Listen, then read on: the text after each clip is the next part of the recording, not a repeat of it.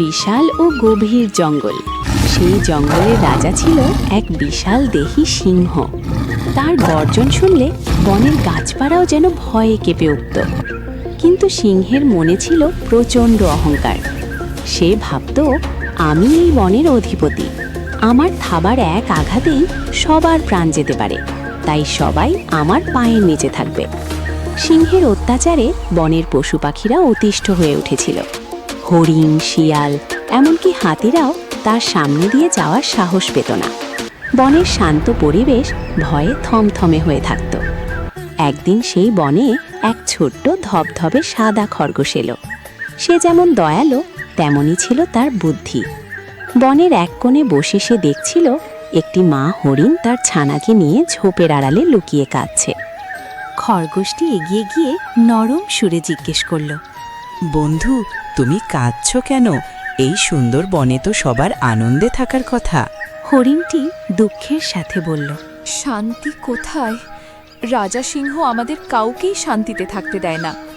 তুচ্ছ কারণে সে আমাদের উপর গর্জন করে, ভয় দেখায়। আমরা সবসময় আতঙ্কে থাকি, কখন কার উপর সে ঝাঁপিয়ে পড়বে। খরগোশটি কিছুক্ষণ চুপ করে ভাবল। তার মনে হলো এভাবে ভয় পেয়ে বেঁচে থাকা কোনো জীবন নয়। সে মনে মনে এক দারুণ পরিকল্পনা করল। পরের দিন সকালে খরগোশটি গুটি গুটি পায়ে সিংহের গুহার সামনে গিয়ে হাজির হলো। সিংহ তখন আড়মোড়া ভেঙে হাই তুলছিল। একটুকু পুচকে খরগোশকে সামনে দেখে সে তাচ্ছিল্যের হাসি হেসে বলল, কি ব্যাপার রে খুদে জীব, তুই কি নিজে থেকেই আমার সকালের নাস্তা হতে এসেছিস? খরগোশ বিন্দু মাত্র ভয় না পেয়ে বিনীতভাবে বলে বলল, মহারাজ, আমি আপনার খাবার হতে আসিনি। আমি এসেছি আপনাকে একটি সত্য কথা বলতে। আপনি তো এই বনের সবচেয়ে শক্তিশালী প্রাণী, তাই না?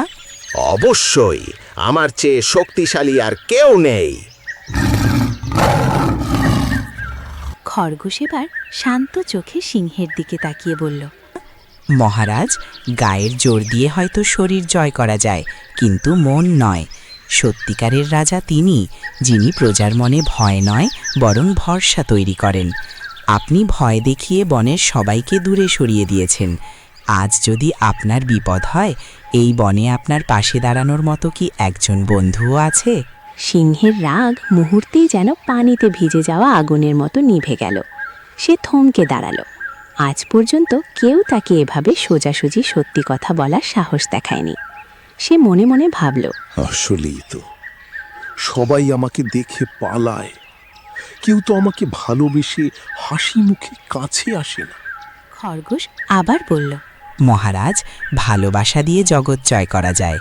আপনি যদি দয়ালু হন, তবে সবাই আপনাকে শ্রদ্ধা করবে, ভয় নয়। সিংহের চোখের সামনে তার একাকিত্বের ছবিটা ভেসে উঠল। সে নিজের ভুল বুঝতে পারল। সিংহের ভারী কণ্ঠে এবার আর গর্জন ছিল না, ছিল অনুশোচনা। সে বলল, ক্ষুদ্র খরগোশ, আজ তুমি আমার চোখ খুলে দিলে। আমি বুঝতে পেরেছি অহংকার আসলে মানুষের কিংবা পশুর সবচেয়ে বড় শত্রু। সেই দিন থেকে সিংহ বদলে গেল।